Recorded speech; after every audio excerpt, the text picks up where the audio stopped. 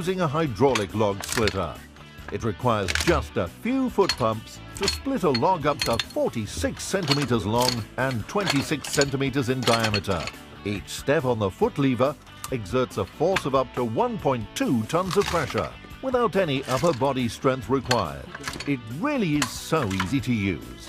Supplied ready assembled, the log splitter needs no fuel or power and creates no noise or fumes, so it's environmentally friendly.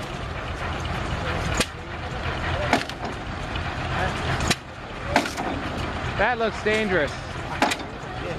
Gee.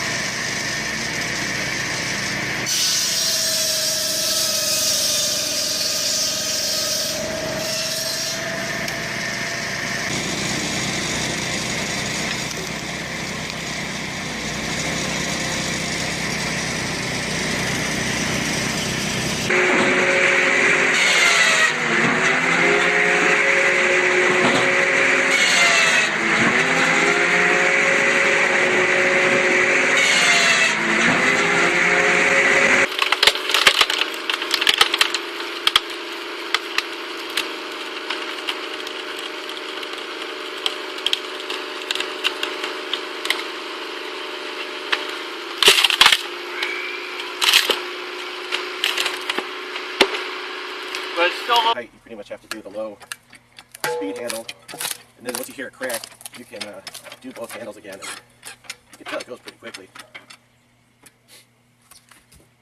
One thing that you figure out pretty quick though is there's a knob on here that releases the pressure to retract the piston. Don't let it go all the way back.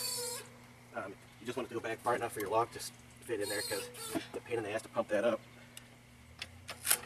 I cut this log about a week ago, so it's still pretty wet, but it's not very big either. But you can see it splits super easy. I don't know if you can see it on here, but this little arm right here that holds the log steady so it doesn't roll off, they catch logs pretty easy. And it's hard to tell at first, but if it seems like it's really hard and you're really grunting to pump that piston forward, you've probably hooked this with a log, and as you can see, I've bent it forward. So now I'm a little more careful about how the logs sit on there, and if I start to feel it rest or catch, I take it off right away. But I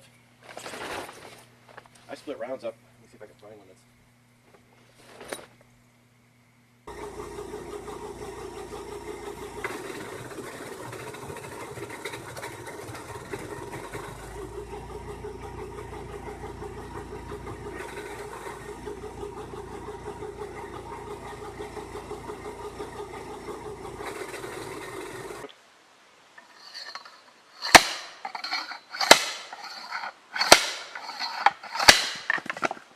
As you can see, it does take a few impacts to go through, but it's quite easy to aim it and to do that action of raising it and driving it down.